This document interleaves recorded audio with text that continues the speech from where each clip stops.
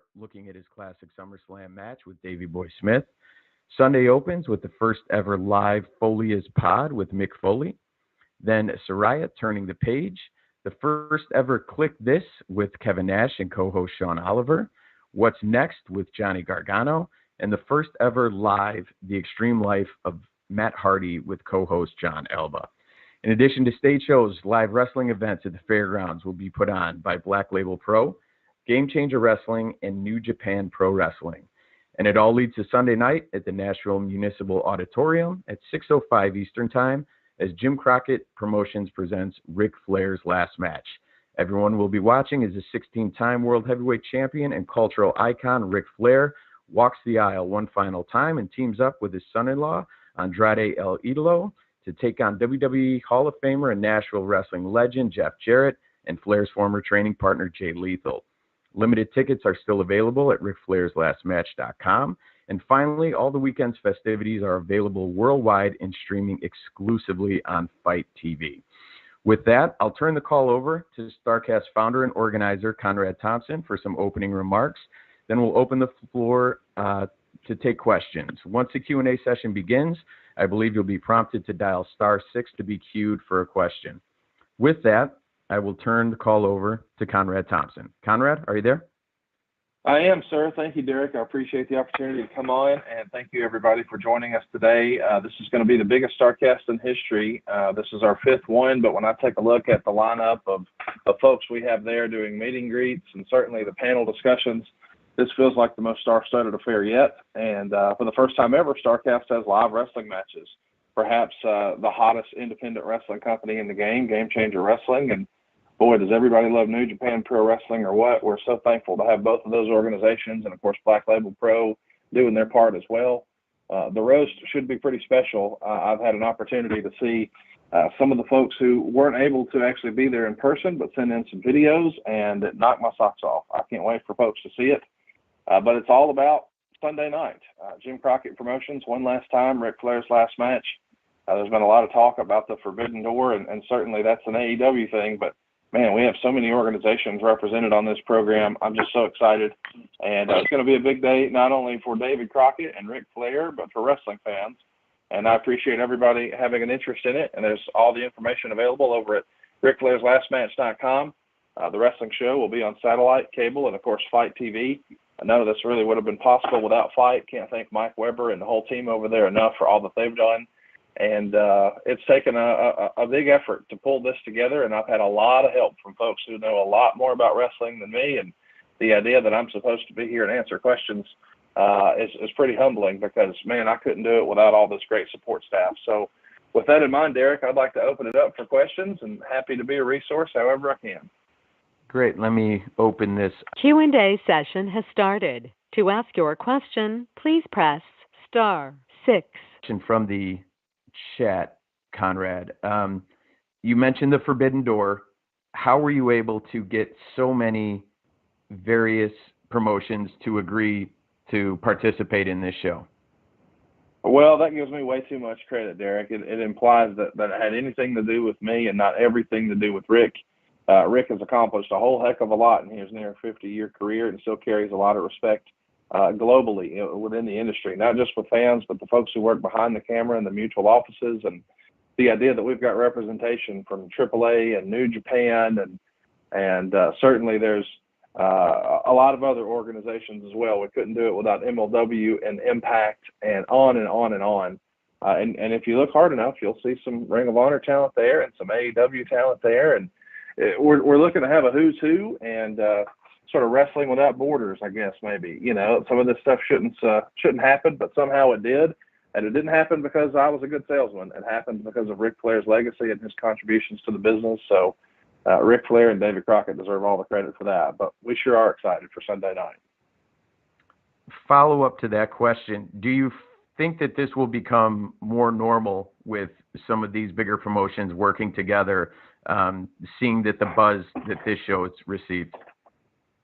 Well, I mean, listen, I'd love to pat myself on the back and say this was some great new innovation, but the reality is Impact and AEW were working together, 2 years ago. And I think, you know, the relationships have really eased up in recent years. I think it's a new era in wrestling. You know, the way things have always been, I think eventually some of these folks started to look around and say, hey, why are we still doing it that way?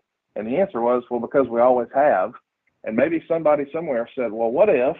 And this show is really a result of a lot of folks sort of getting on the same page about, yeah, why not? And I'm just proud to be a tiny part of that, but really that credit deserves or belongs to these different organizations. I mean, it couldn't happen without, you know, the New Japan office or Dorian and his folks at AAA and certainly Scott D'Amore at Impact and Court Bauer with MLW and of course, Tony Khan and Ring of Honor and AEW. So I can't take any credit for that. It's already happened. We're just the most recent iteration. And, you know, this is a show that was essentially put together by the fans for the fans. You know, as a kid, I think a lot of us used to, maybe some of us did e-feds or some of us would have like a little figure fed. We'd play with our toys. And what if this guy tagged with that guy? And that was sort of the fun of going to the newsstand and seeing some of those wrestling magazines of what if this guy faced that guy. I mean, we're bringing some of that what if to reality next Sunday night in Nashville. All right. I'm going to try to click this over. Hang tight.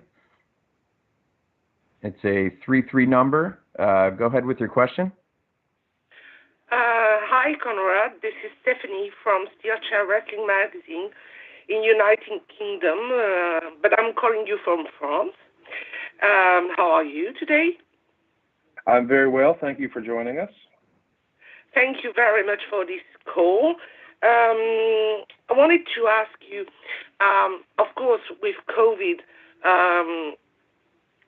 Starrcast had to pause for 3 years, nearly 3 years. During that time, did you think that some things could evolve? And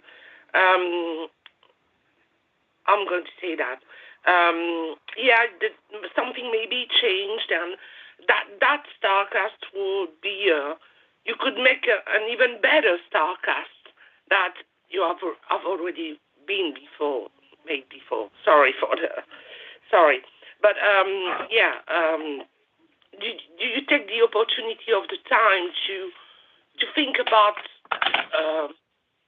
Starrcast and make it something even better? Well, that's kind of you to say. I appreciate that. I mean, if I'm honest with you, I kind of thought Starrcast was in mothballs. You know, the world really changed in March of 2020 with COVID, and it just felt as if, man, when will we get back to normal? And slowly but surely, it does feel like the world has gotten a little more back to normal. But in the meantime, you know, a lot in wrestling has changed. AEW, who we, you know, really helped, I guess, be sort of their unofficial convention partner for Starrcast 2, 3, and 4. They partnered with Turner to start the AEW Fan Fest, which has been just a phenomenal hit and success, and it continues to this day. But I was curious, hey, man, can meet and greets and conventions and things that we've enjoyed sort of pre-COVID exist in this new world? And somehow, some way, we've all persevered and found a way. And I can't say that I had any aspirations to think we could do it again. It just felt like it was very unlikely. But once I saw that, hey, all of a sudden there might be an opportunity in Nashville. It's just 2 hours from my home. It would be a little easier than some of the other locations we've tried to do it at, just logistically. And when we jumped at the opportunity to put together this event one last time, and normally we've tried to center around an AEW weekend, well, it didn't feel as if there was going to be an Access or a WrestleCon or a WrestleCade or any of those great events in Nashville. And with it being 2 hours away, boy, being the serial entrepreneur I am, I couldn't help but think, well, this could be an opportunity. Through a series of what-if conversations, we decided, well, you know, it's not an AEW thing, so we could have wrestling matches. And those what-if type conversations created a show for Black Label Pro, and Game Changer Wrestling, and New Japan. And as I took a look at Sunday and realized, boy, the WWE hopes to have tens of thousands of fans in this stadium on Saturday, and they don't have anything to do on Sunday. What if? And before I knew it, I had commitments from David Crockett and Ric Flair, and here we are, Ric Flair's last match. It's going to happen next Sunday. I can't believe it. Next question is coming from Dominic. Dominic, I believe your line should be open. Hey, yeah, Conrad, it's Dominic from Podcast Heat, ad-free shows in Wrestling Inc. So, thanks for having us today. My question, I know people are going to be asking about Ric Flair and his last match and everything, but something that's an added very cool element that you acquired was the Jim Crockett Promotions banner. Wanted to see if there was more plans to kind of implement that into like an ongoing, an all-encompassing umbrella almost of maybe independent promotions or further shows down the line with the Jim Crockett Promotions banner underneath it, and then more so than just having the brand name and everything like that. Well, I appreciate you saying that. Thank you very much. I love the idea of working with David Crockett. If I'm honest with you, Dominic, I don't know that this show would have happened, certainly not the way it would have, had Tony Schiavone and I not revisited Mid-Atlantic Championship Wrestling and Jim Crockett Promotions episodically, week by week last year. We broke down 1986. And that predates my fandom. So I had seen clips and highlights and best of tapes, but I had never actually had the proper context of what it was really all about. I fell in love with it, and through the course of that series of podcasts we did last year on What Happened When with Tony Schiavone, I got to become very good friends with David Crockett. And I could just tell as I spent time with David, man, this guy misses wrestling. He loves wrestling. And I could tell he had the bug. And we would just, hypothesize what if. And when I saw this opportunity the Sunday after SummerSlam, I just thought, well, this could be it. And he jumped at the chance, as did I. But I knew if we were going to do it, and once we sort of landed on the idea of Ric Flair's last match, well, for what promotion? Because, we're not really a wrestling promotion. I mean, Dominic, as I'm talking to you now, I'm in my mortgage office. This is my real life. I don't have any aspirations to be a wrestling promoter or to start a promotion, but I thought if Ric's going to have his last match, what better banner to have it under than Jim Crockett Promotions? So thanks to the help of our gimmick attorney, Mr. Mike Dawkins, he helped us secure the trademark. But I've already told, David Crockett, come August 1st, I no longer have any interest in the Jim Crockett Promotions trademark. That's his family legacy. His family should own that trademark, and although technically on paper he and I might be 50-50 on that, he will be 100% owner of Jim Crockett Promotions come August 1st. I appreciate all the buy-in I've had from fans in the different offices, but some of this might have happened because they know that I'm not going to be a wrestling promoter. So I don't have any aspirations of starting a new promotion or continuing that banner, but I did think, hey, if that trademark is out there, one family should have it, and that's the Crockett family, and they'll be 100% completely in control come August 1st. And this is going to be a celebration, Dominic, much like ECW One Night Stand was for me. As a longtime ECW fan, I jumped at the chance to have that experience and feel the way ECW made me feel one last time. And that's what we tried to do with this docu-series and storytelling. We wanted to make it look and feel like what Jim Crockett Promotions presented in the 80s, just, the 2022 version. So we're doing our best. I hope folks dig it. I hope folks will check it out this Sunday, RicFlairsLastMatch.com. Next question is 908 number. I believe it's Bill Pritchard. Bill? Hey, how are you guys? We're great, man. Thank you for jumping on. So glad to be on with you, and appreciate you making all the time today. I appreciate you doing this. I actually had a question about the name itself. I know people kind of joke about wrestling retirements all the time, but this seems like it's a little more final for Ric, maybe for you, I guess, based on your last answer about Starrcast. But was there any conversation throughout this process about making sure that this was like a one and done? It wasn't going to be a few events, or maybe even not calling it Ric Flair's last match, maybe having another name to it. So if you maybe chose to do it again, it wasn't, kind of going back on your word or going back on the event, so to speak. Well, that's a great question. I appreciate you asking that. I don't consider it going back on my word. Bands have farewell tours over and over and over. Now, that's not what we're doing here. I want to be clear. Ric Flair's last match is happening in conjunction with Starrcast because I saw an opportunity on that Sunday. Had SummerSlam been on a Sunday, I can't say that there would have been a Ric Flair's last match. As an entrepreneur, I just look for opportunities. And as a friend of mine says, look for open doors and walk through them. And that's what this was for me. This was a one-off, and it's always been a one-off. But I know that Rick has had that bug for a long time. I've been close to Rick for 9 years now, and occasionally, and I mean every few months, we'd be hanging out, and it would just randomly come up. Hey, what if? I knew he had that itch.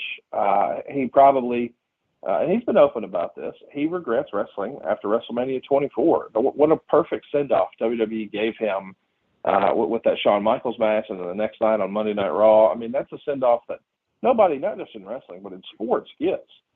So it was really special. But for a variety of reasons, he did wrestle after that.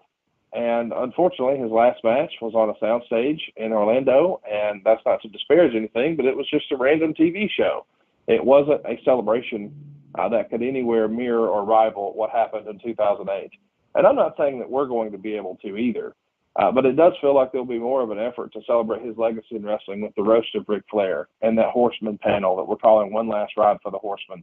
And then why not one last match? But in all honesty, I also knew probably shouldn't be a singles match. You know, we want to make sure that Rick looks and feels as close to the Nature Boy of old as he can. And the way to properly frame that is with a tag match. And I would have liked for the circumstances to be different as to how we get to a tag match and the way this one all sort of was put together. But I got to say, I can't lie, I'm pretty proud of the way it's all fell into place. And I'm excited. But to answer your question, no, I'm not planning to do a tour. And I know that there's lots of memes out there, and there's some fun social media accounts that have fun with, oh, this is the first of many, you know, tours of Ric Flair's last match or his laster match or his lastest match. And that's all funny stuff, and I understand that. And I love that fans are having fun with it. But the reality is there will not be another Ric Flair match with me promoting it. This is Ric Flair's last match. And I know that he has been training and put so much pressure on himself that he's probably realistically not ever going to want to do this again. Rick does not want to get in there and do what a lot of fans probably expect, which is to chop and strut and woo. He wants to be Ric Flair, and I can't think of a better way to do that with a tag team with his son-in-law Andrade. And this is Ric Flair's last match, guys. There are no grandiose plans of, you know, at a post-match press conference, we announce we're doing it again next year. And that's just not reality. This is Ric Flair's last match this Sunday, July 31st, Municipal Auditorium, the same building where he beat Randy Savage for the world title, the same building where he ended his trilogy with Steamboat and won the world title. He'll walk that aisle one last time this Sunday night. Next question goes out to 954 number. Go ahead. Hey, how you doing, guys? This is Joey Carney from the Angle Podcast. First off, I want to say kudos to Conrad, strictly for bringing so many people together and from so many places. It's really what pro wrestling is about, and it's kind of what we need more of nowadays. Now, being that this year is a little different than the others, because it's more of a family ordeal with Rick's last match, has it been difficult, Conrad, to juggle the roles of kind of family man and businessman? It's been incredibly difficult, but it's something that I've gotten used to. You know, I started First Family Mortgage, I got to think about that, 17 years ago, maybe.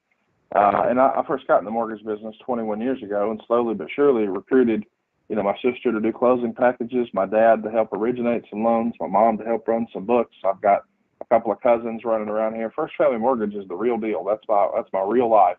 So I've kind of gotten comfortable with wearing the work hat at work and the family hat at home. But now I've never had to, you know, try to balance that in the professional wrestling realm, not just with, you know, my father-in-law, Ric Flair, but with a broadcast partner in Jeff Jarrett. I mean, Jeff and I had become really, really close, and that relationship is maybe not exactly what we would have hoped it would have been a year ago, but still, it has been a balancing act where I've got podcasts with both of these folks, and I'm in business with both of these folks, and now we're trying to do a wrestling match. And obviously it's very important to Rick because it's his last match, but it's very important to Jeff too, because this is going to be a big spotlight on him and his career as well. I mean, this isn't just something that Rick is excited about for his legacy. What a footnote in history that's going to be. What a trivia note that's going to be, that Jeff Jarrett is the guy who's standing across from Rick in Rick's last match. And of course, we all expect Jay Lethal and Andrade to go on and continue to have a fabulous career, but realistically, Jeff has a full-time day job, and we all know what that is, and we don't have to talk about that here today. But it's not realistic to think that Jeff Jarrett's got all that many matches left either. So he's coming with something to prove, and that has certainly not been something I expected. And I can't wait to see what happens when everybody's in the ring together this Sunday night. We're going to go out to a 773 number, Chicago. Go ahead with your question. Hey, Conrad, it's Nick. How's it? Hey, buddy, how are you? I'm good. How are you doing? Better than I deserve. Excited you're on the call. Wonderful. I have a question about a four-way match you are presenting at last match that has Jonathan Gresham and Nick Wayne in it. There was a Fightful report that Gresham may not be wanting to wrestle anymore. I was just wondering if he's still booked, if you have any updates on Gresham. And Nick Wayne this morning was reportedly detained in Iceland for some kind of bomb threat investigation. I didn't know if you had made contact with Nick and had any update on his status at the moment either. I'll answer the last one first. I'm actually 1 degree separated from Nick. I've never actually met Nick in real life. We've had a few text message conversations, but we have a great mutual friend, and I was getting real-time updates yesterday when all of the craziness with his travel schedule was going down. But we do expect him to be in Nashville. Based on everything I've heard, he is safe and sound, and he is as excited about being on Ric Flair's last match card and sharing a locker room with Ric Flair as anybody. So we're looking forward to having Nick. The same goes for Jonathan Gresham. I haven't spoken to Mr. Gresham since last week. I did watch the pay-per-view, as I think all of the wrestling world did, but I haven't had any communication to say that he would not be there. I'm under the impression that Mr. Gresham will be not only in the ring come Sunday night, but he'll be doing meet and greets at Starrcast, and we can't wait to host him. I think it's important to remind everybody that his lovely bride is in a championship match on our card, and as far as I'm concerned, that's like the co-main event.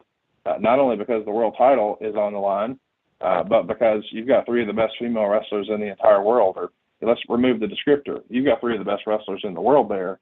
So I think it's going to be a family affair in more ways than one. You know, not just the Ric Flair Andrade connection and not just the Von Erichs and the Briscoes, but my goodness, you've got husband and wife on this card, and I'm excited to have them. Let me go out to 914 number. Go ahead with your question, please. Hi, it's Phil Strum from USA Today Network. Thanks for having us. I was wondering, I'm sorry about that. Go ahead again with that question, Phil.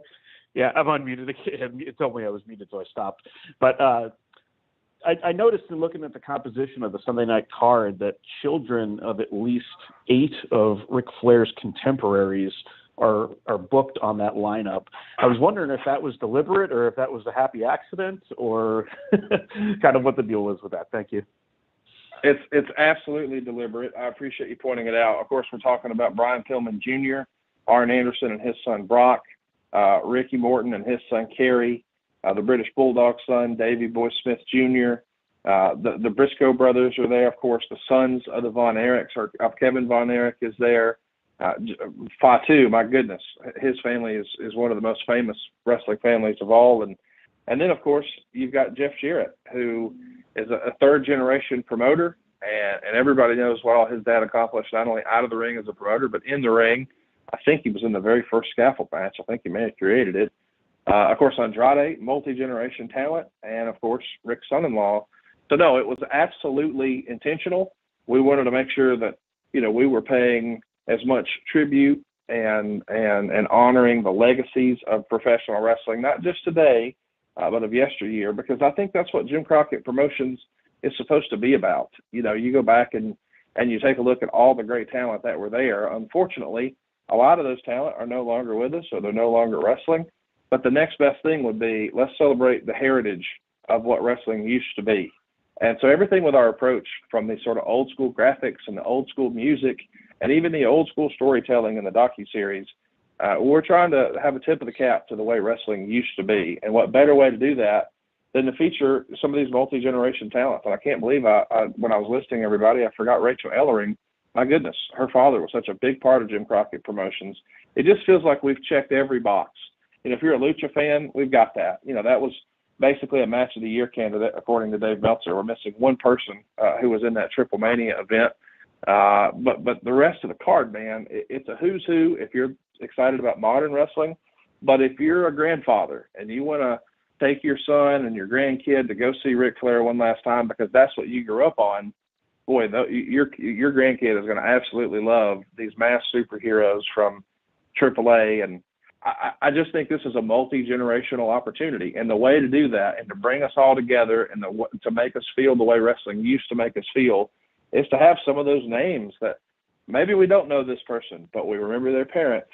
And I think a lot of fans are going to be, maybe a lot of lapsed fans are going to be introduced to the current roster of what's possible out there in professional wrestling and be really excited and maybe leap back into their fandom. You know, maybe they stopped watching when WCW went down, or they stopped watching when Ted Turner bought Jim Crockett Promotions, but they see what's going on now and they want more of it.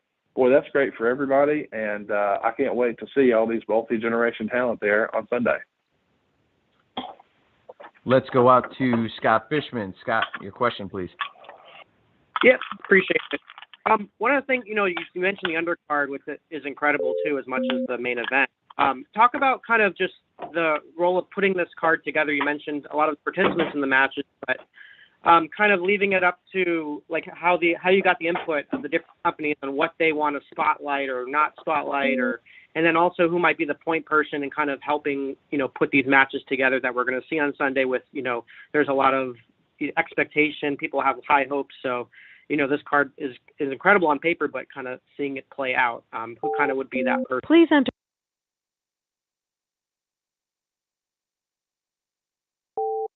Your input is invalid. You entered 1. Please enter your PIN followed by the pound or hash. If you do not know your PIN, please enter pound or hash. Thank you. And I had become pretty good friends over the last year or so with Scott D'Amore, and we've been working on some other stuff together. And I jumped at the chance to ask Scott, hey, what about? And the same thing with AAA. Conan and Jeff Jarrett have worked a lot with Dorian from AAA, and I became introduced to him over WrestleCon weekend in Dallas. We exchanged contact information and just stayed in touch and talked about some perhaps future business we could do together. And one thing led to another, and it was sort of that same thing up and down the line. I became, good acquaintances with Rocky Romero through the Good Brothers years ago, through their podcast, and I knew that he knew a thing or two about the inner workings of New Japan. And I said, hey, man, I see you guys did a show at WrestleCon. Would you like to send a match here for Starrcast? And we were off to the races. But it wouldn't have happened without the buy-in from each individual office. And I think, the story has been out there for a while that I'm pretty friendly with Tony Khan and think a lot of what he's doing with AEW. And with his blessing, we were able to, sort of check all the boxes and get everything approved. And here we are. Let's go out to Kevin Hellam. Kev, go ahead. Hey, thank you for the time, Conrad. Kevin with SportsKeto.com. I want to jump right into this. There's a lot of expectations for Starrcast this weekend. It has many different streaming events. I've been to Starrcast twice, the first one, the second one in Chicago.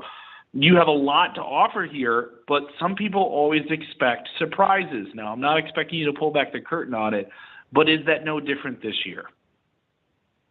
There will be surprise videos and cameos for the roast of Ric Flair. I sort of alluded to that earlier. There's a whole lot of folks who would love to pay respects to Rick and be on that stage. But, the entertainment business being what it is, it's just not easy for everyone, especially in a summer touring schedule to break away and be here.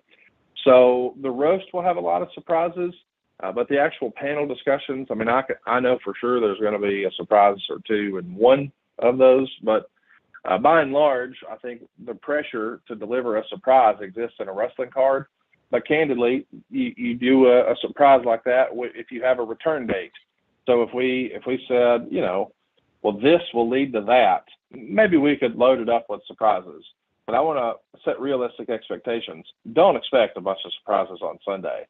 The surprise to me is that we were able to put together 11 matches with all these different promotions. That's the real surprise in my mind.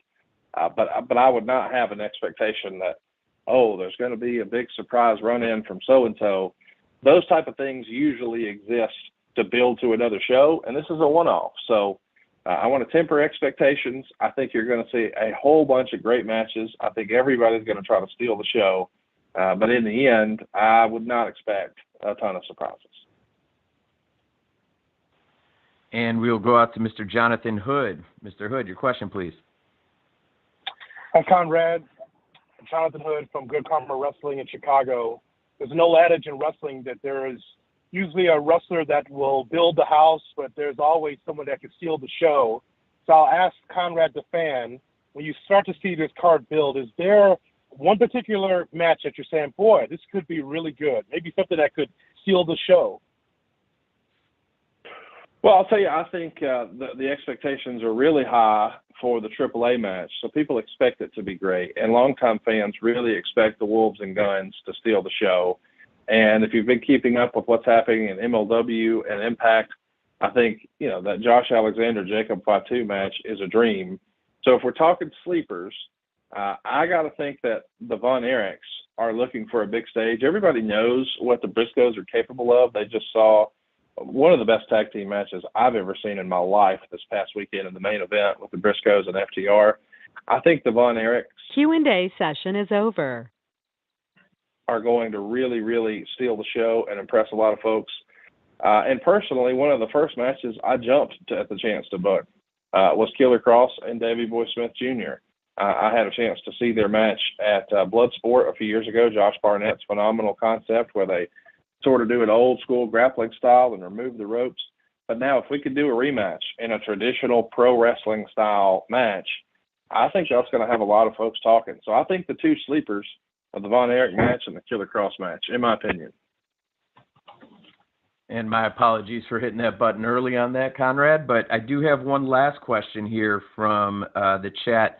Can you talk us through the 3-part series put together with Fight? Whose idea was that? Where did the concept come from? Just give us some insight on how that all came together and was delivered. A really great friend of mine came to visit me around Christmas time, and we had a great time catching up, and he told me that he had this idea. Don't you think it's a shame that a lot of professional wrestlers have their last match and don't know it's their last match? They got hired for a new big gig or something happened in their life and they needed to hang up the boots. But a lot of folks just went about their life. This was the way they made their living, and then one day it was just over. And that felt like a real shame, especially when you consider some of the fabulous send-offs that we've seen in traditional sports. Like, for instance, Kobe Bryant, he didn't just have a farewell game. He had a farewell season. So every town he visited, people flocked to the arena to go see Kobe Bryant one last time. And I just thought, man, that's a great idea. And then fast forward, when I realized what was happening with SummerSlam and that there really wasn't anything to do in Nashville on Sunday, I saw that as an opportunity. And I thought, well, I don't really just want to announce a match. And I know that a lot of independent promotions just put up dream matches, and then folks get excited about seeing what could happen and what was possible in that dream match. And just having the two names, this guy versus that guy, that sells it. But that didn't really feel on brand for Jim Crockett Promotions. I wanted to be able to tell a story. I wanted to be able to get lost in a story. I wanted people to be excited about that process. And so we started to think, all right, maybe we should do a docu-series. And I heard you reference it as a 3-part. Here's a spoiler for you. It's not a 3-part. It's a 4-part. There will be a final episode that airs after the pay-per-view, because I think we need to document what happens as Rick is preparing for his final match. What happens as he's coming to the arena and he's getting ready for that last match. What happens in the match, and how does he feel after the match, and how does everybody else feel after the match? So I would encourage fans to stay tuned. There will be at least one other episode coming. It's probably not realistic to think that we'll have that ready the day after. I know typically we've dropped these Mondays at 6:05. I don't think that's realistic. I think we could turn it that quickly. But I do think that Ric Flair's last match is worthy of a story. Everything that Rick has done in wrestling was about trying to tell a story, whether it was the trilogy with Steamboat or the incredible feud in '89 with Terry Funk, or who could forget the unbelievable series of vignettes that we saw for Starrcade 93. I'll never forget just loving Mean Gene coming to Ric Flair's family home as he kisses his family goodbye, because it feels as if he's in great danger. And as they get in the back of the limousine and ride into the arena. And boy, did Neil Pruitt do a great job helping put that whole thing together for WCW. It felt like a big fight feel. So I decided, hey, what if we took that whole concept of maybe a one-off television show about one particular wrestler that sort of explains their last match? What if instead we did a series, sort of like HBO does or Showtime does before a big fight? I think on HBO they call it 24/7, and on Showtime they call it All Access. But they follow two fighters for a big prize fight as they build towards their collision, and they get a little context for what they're doing and why they're doing it and how they're doing it.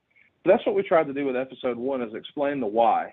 Because I know a lot of wrestling fans, when they first saw this announcement, they said to themselves, why is Ric Flair doing this?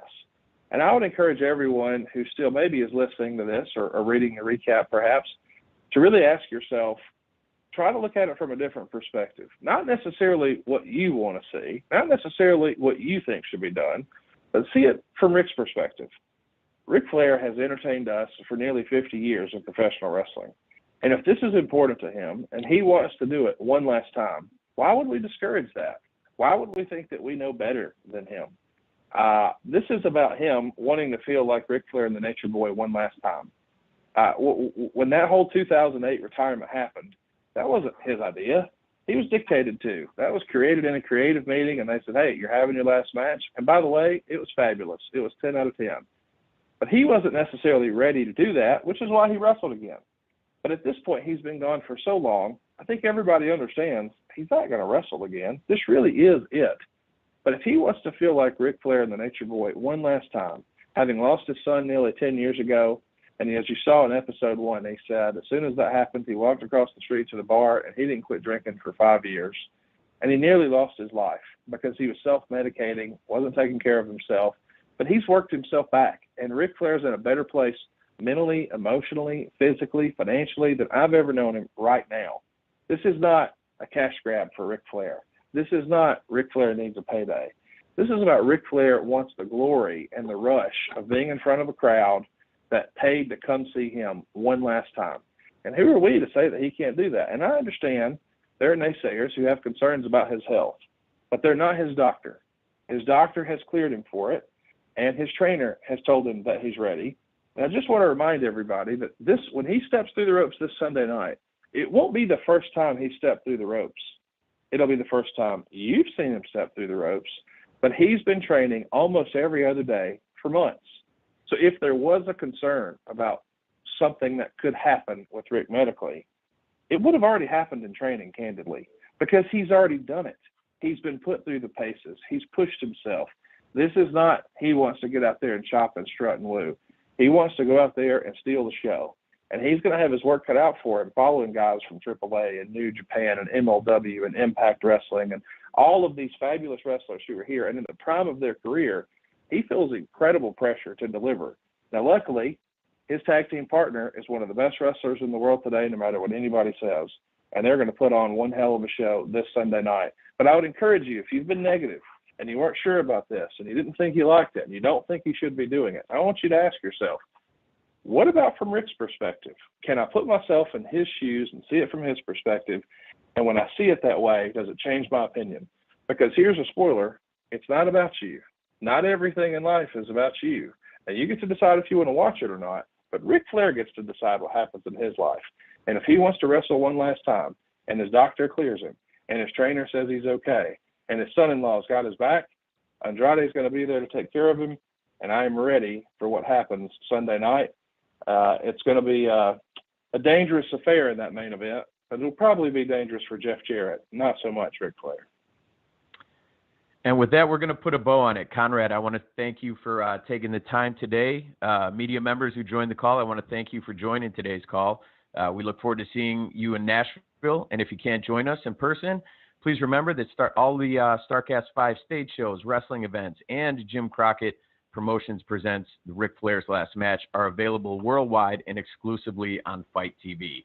Again, I want to thank you all for joining us. Conrad, thank you for your time.